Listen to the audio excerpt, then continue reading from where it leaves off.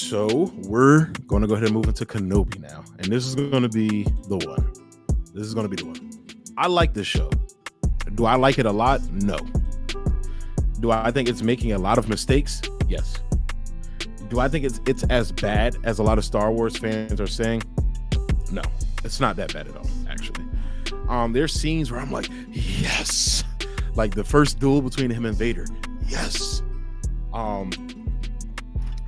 Episode 1 where you see him just broken, like Kenobi's broke. Oh yeah, by the way, again, spoilers.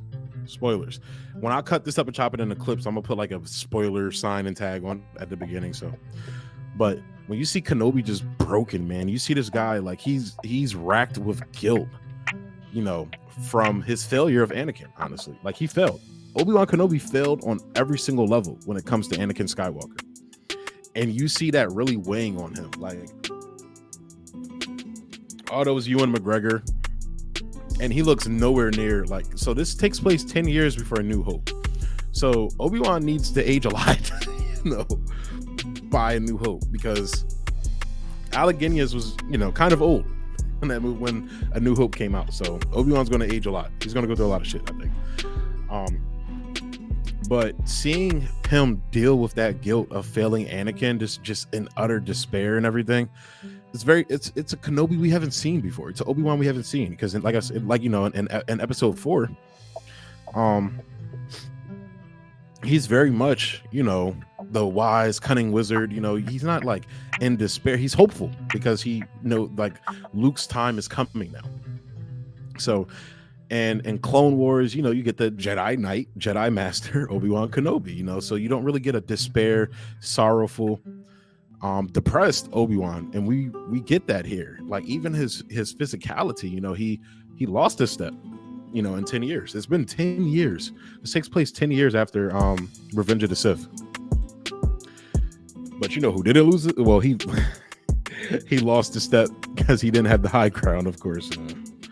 But Vader, man, this is the most ruthless Darth Vader we have ever fucking seen. This is the closest to the Darth Vader I feel I've never seen a Darth Vader that's just ruthless. You feel me? Like we've had the cunning older Darth Vader in the original trilogy.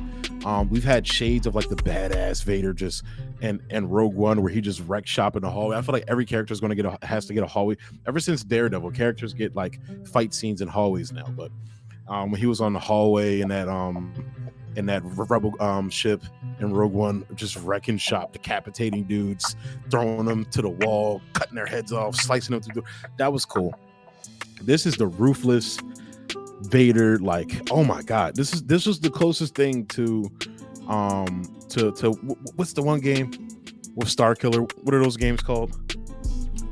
Let me look it up real quick. I always forget what the games are called.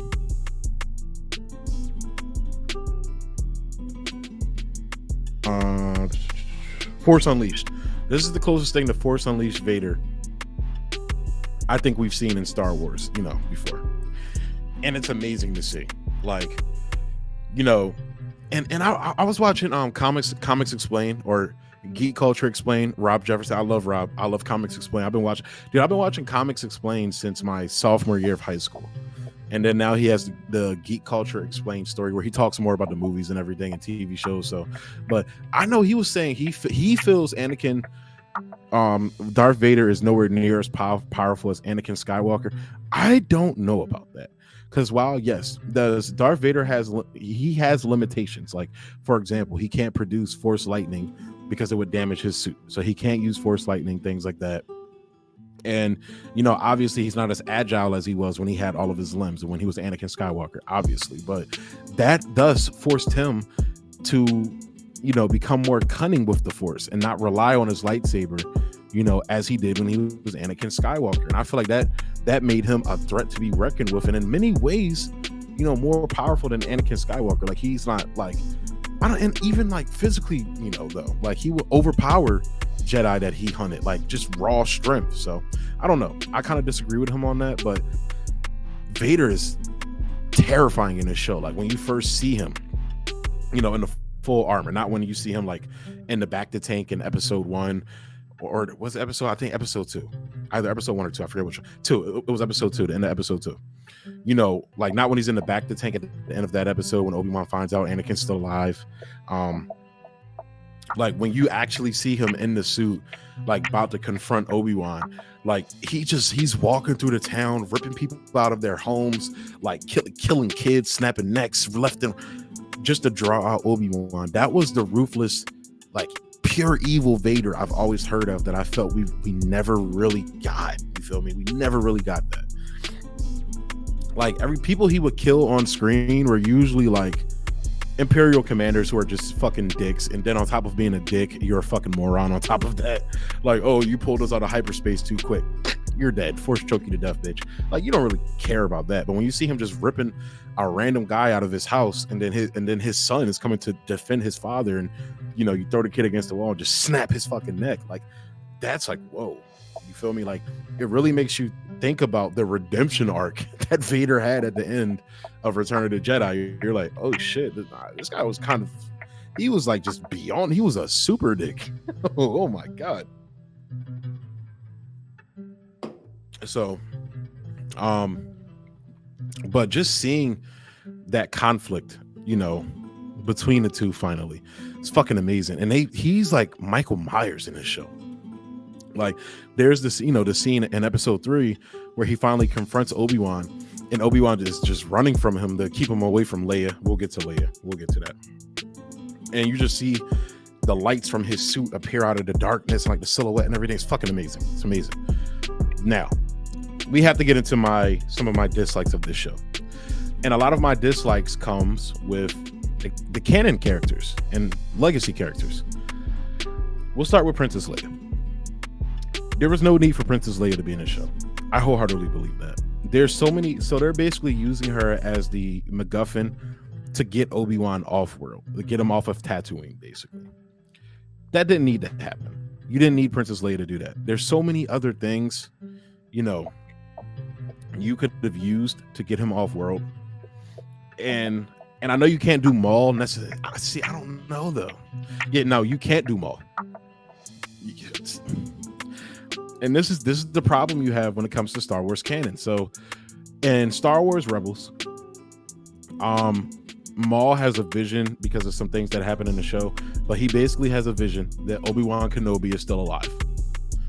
And he basically goes and confronts Maul, or Maul goes to confront Obi-Wan on Tatooine, and Obi-Wan strikes him down on Tatooine, and he ends up dying on Tatooine and buried in Tatooine.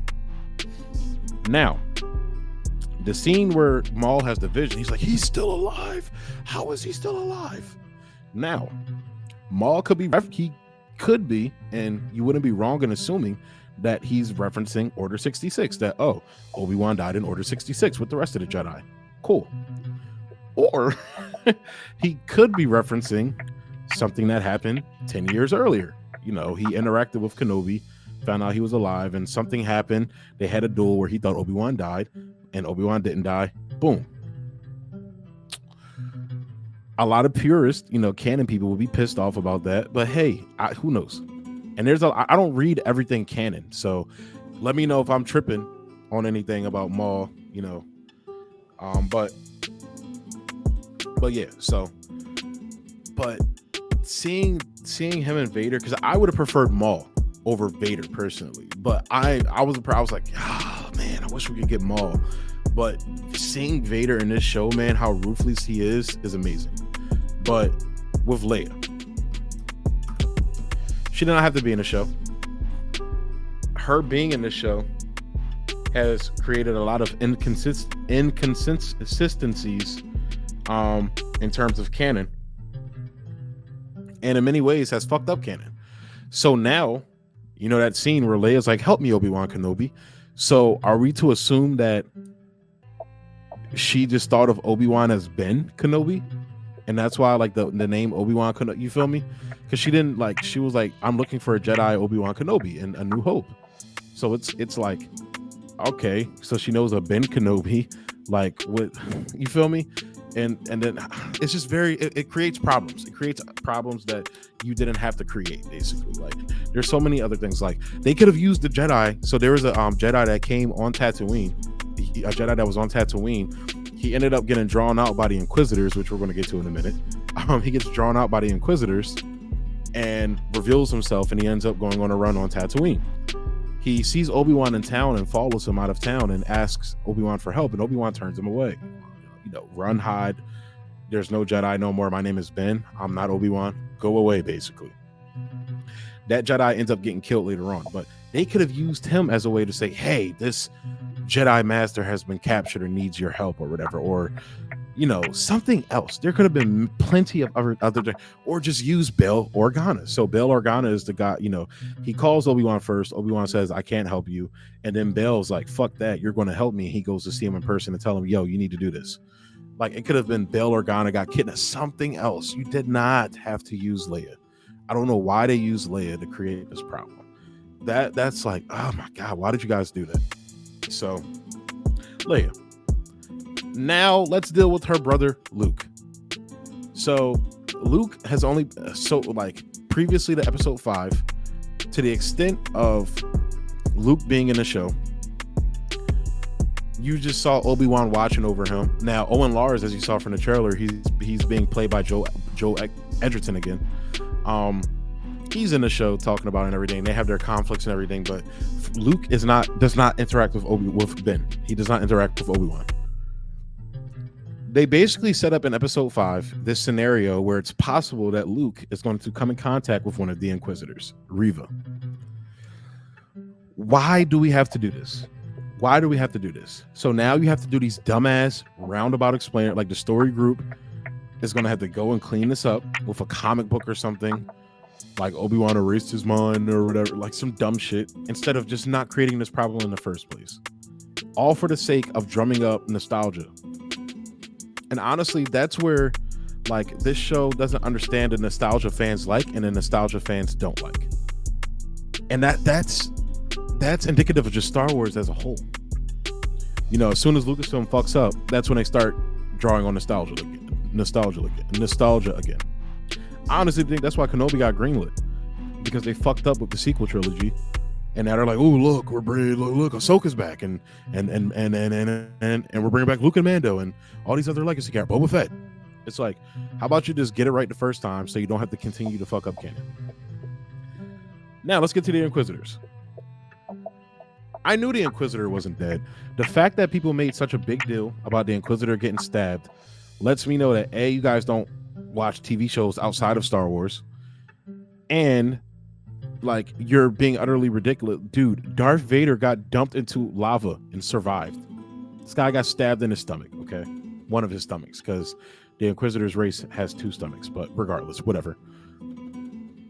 Like, people survive when the characters in Star Wars survive when the story needs. Darth Maul got cut the fuck in half.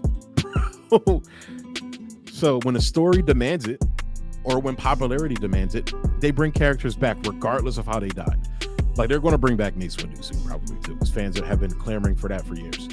They're going to bring Sam Jackson back before he gets too old to play the character again one last time, probably for like a mini series like Kenobi, or bring him back in Kenobi. Who knows? If they want to do like a Kenobi season 2 or whatever. But that was annoying to me from the fan base. However, the portrayal, the look of the granite, I'm not even going to go into the look. The look was like ridiculous. You couldn't cast a slimmer actor. Like, you couldn't cast somebody who looked more like the character did in the actual Rebels TV show. But whatever, that's neither here nor there. He's not even in the show long enough for like to have to worry about casting, a proper actor, like the lineup exactly, whatever. The Grand Inquisitor's like whatever.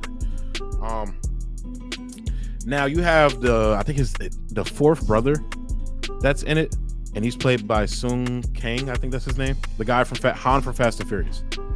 He's just there. Now, people are making a big deal about the characterization of the Inquisitors. The Inquisitors have always sucked. Minus like the Inquisitor from Fallen Order. That is the only good Inquisitor, okay? And the Inquisitors that appeared. Actually, no, the other Inquisitors are kind of garbage too. Let's be real.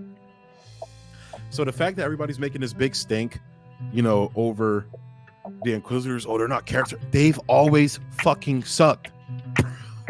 They sucked so bad. Dave Filoni killed them in the most ridiculous way in like season 2 of Rebels when Maul came back. They ended up basically being cannon fodder for Darth Maul. They suck.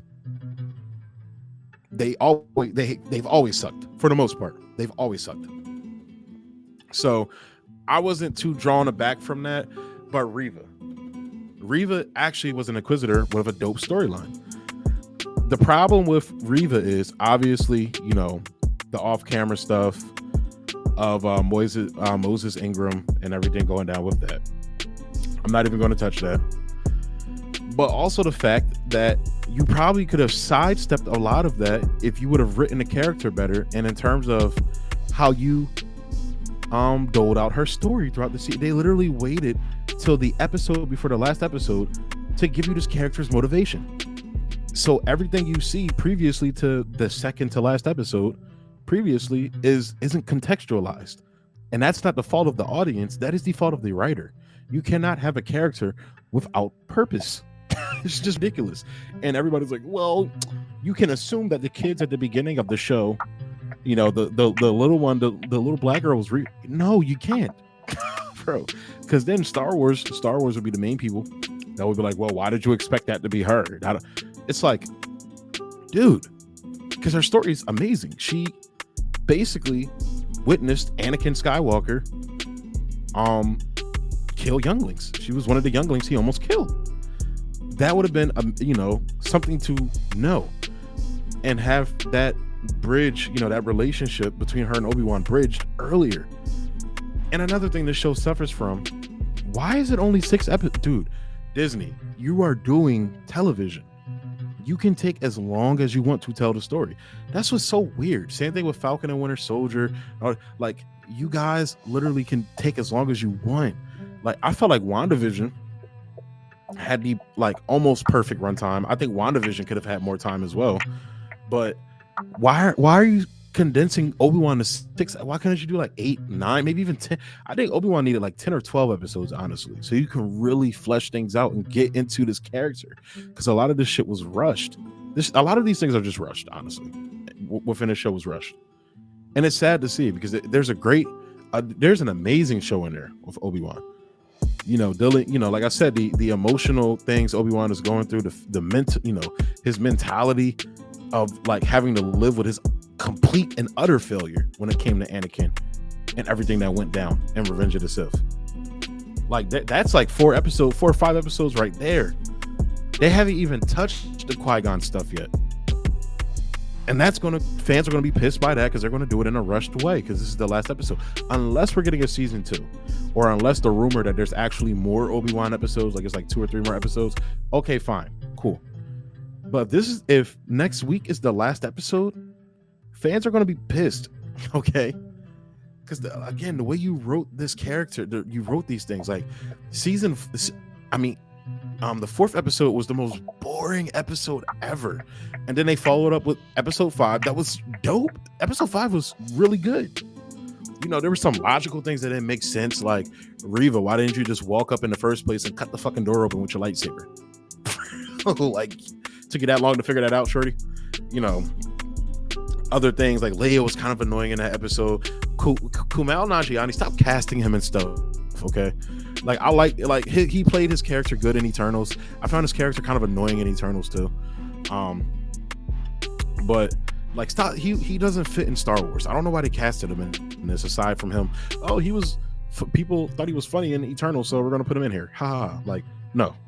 So, but like I said, man, there's an amazing show in here. Like I said, I like this show. I don't like it a lot. I don't love it. I don't think it's amazing.